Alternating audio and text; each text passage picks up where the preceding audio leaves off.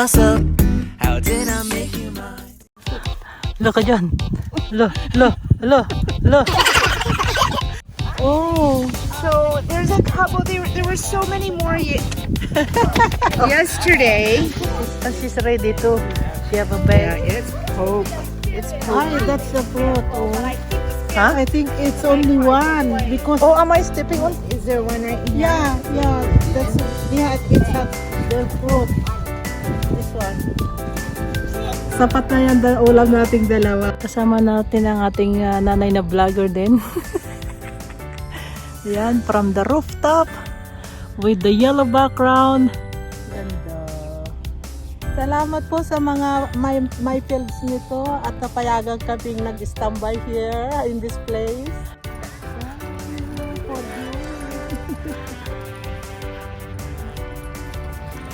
I'm walking in the garden of Eden.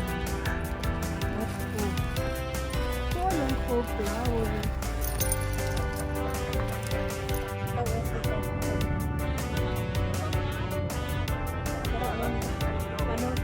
Philippine flowers sa Baguio, mainuan dito.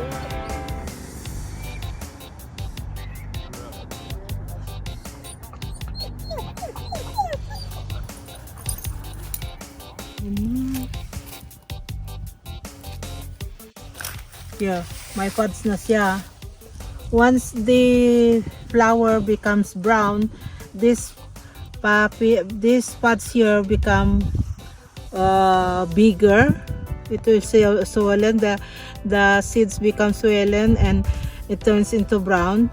Ito pala yung ginagawa nilang, the seeds of this ginagawa nilang oil. And this, we call it canola oil. And it is safer for using it in cooking because it has a heart healthy properties that has less in fats. Kaya maganda siyang gamitin palang pangluto. Heart healthy properties it says in my research.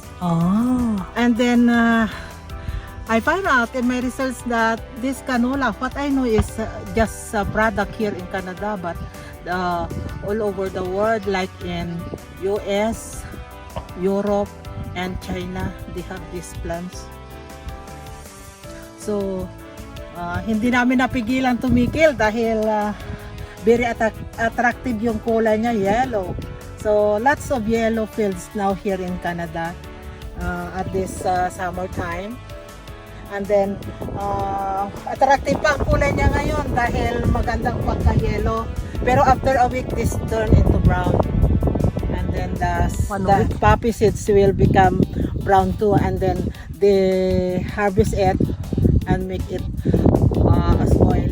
And in my research, it says the seed has 45% oil contains this canola plant. 45% as that, Yeah, marami. Marami din pala sa US ito. Not only here in Canada. That's all. Bye! Subscribe to our channel, Sid88. Mitch! Ang ganda rito. Ang ganda ng flowers, oh. Right. Shout out na naman. Bye-bye! Love you all! Thank you, thank you! Ayan po ang ating konting kaalaman na naman galing kay Mama Rose. Magandang kayo po. Bye guys! Thanks for watching! Dito na naman kami sa part ng mountain na naakyat namin kahapon. O dito kami, mas maganda pala rito mga puno. Ang tatangkad at saka ang tutulis, ang diretso sila. Ang ganda. Ang gandang mamasyal talaga dito sa Canada. Ang daming beautiful parks at lots of flowers dahil nga summer. Kung winter, puro naman puti, snow.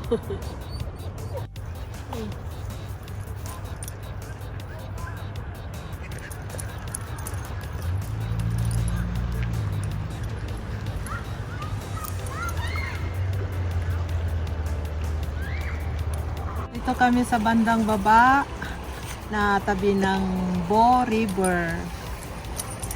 Daming sanga ng Bo River from the mountain of Banff, then baba rito sa Calgary, and may Bo River doon sa may downtown, Calgary downtown, and then ito ay sa Bo Island at Bonis at saka Baker Park. Ang ganda. The water is so clear.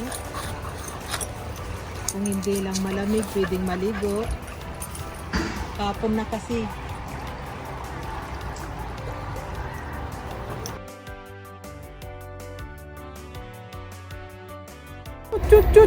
Chu, natimingan din siya. Pangalawa na ito, di ba? Ah. Para!